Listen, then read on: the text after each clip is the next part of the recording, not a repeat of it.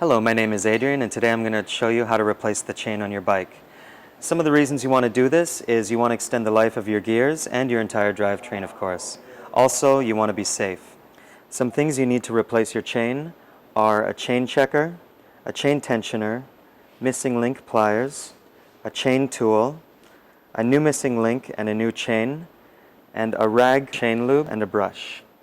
So first thing we need to do is get the chain down to the smallest gear on the freewheel and the largest gear on the chain wheel up front. Switch down to the smallest gear on the back. Now this way we can work on it. First thing I want to do is to check the chain to see if it is stretched. We're going to use an easy chain checker for this. Just put it into a roller, and if it drops through like so, that means the chain is stretched. But we'll check another spot just to make sure, and it is. I'm going to do a little bit more detailed check using a digital chain checker. Squeeze the arms together and then press 0 to calibrate. While you're still squeezing the arms together, then you can drop it into a roller like so and carefully let go. Now we can see that this chain is almost at 0.8, so it does need to be replaced. What I need to do first is find my missing link. Oh, here it is. And I'm going to use a chain tensioner to get some slack in the chain so it's easier to work with. So just pop that into a roller on either side, and then we have this slack, which makes it easier for me to use my missing link pliers. I'm going to use some missing link opener pliers here. Put your missing link pliers into the chain, hold each side of the chain, and then squeeze. Now the missing link is open. You can take it apart and then take it out. Then release your chain tensioner slowly so you don't damage your drivetrain. And what I want to do here is make sure that the chain is above the chainstay because you don't want to damage it. So slowly pull from the back while holding up. And our old chain is off. Now what I need to do is measure this against the new chain to see if there is anything that we need to cut off. So our new chain is longer than the old chain, which means we need to get rid of some of the links.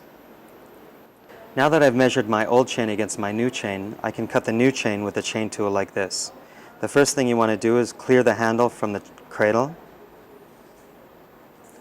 Also, choose the setting where you can take the pin out and then loosen your locking nut. I've got my new chain here. Put it on the cradle like so. Tighten the locking nut. And then advance the handle, until you feel a little pressure. And then you can apply pressure to put the pin out. Now that your pin is pushed out, you can release your handle and release your locking nut,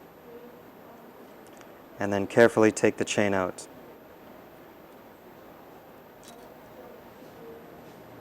Now I want to break the chain apart. Just apply a little bit of pressure on opposite ways. Now that we've cut our chain, we need to clean the ends of the rollers out so we get any debris out of there. Take a cloth, the small end of your cloth, and just put it through the roller like this and give it a good clean.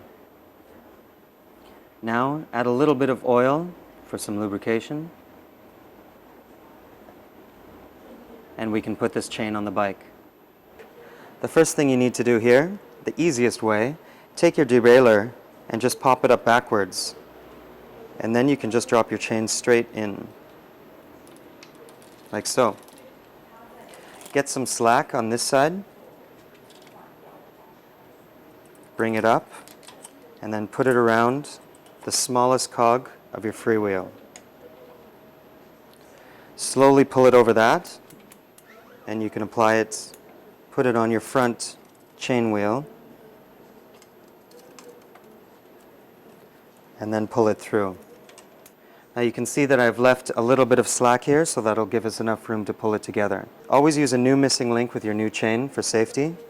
Put the missing link into opposite sides of the chain, like so, and then apply pressure to each side. And then we can bring it together like so.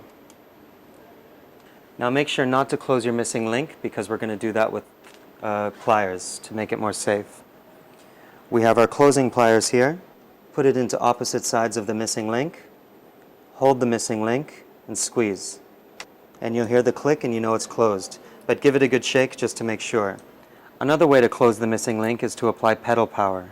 What you want to do here is the missing link is closed but not locked.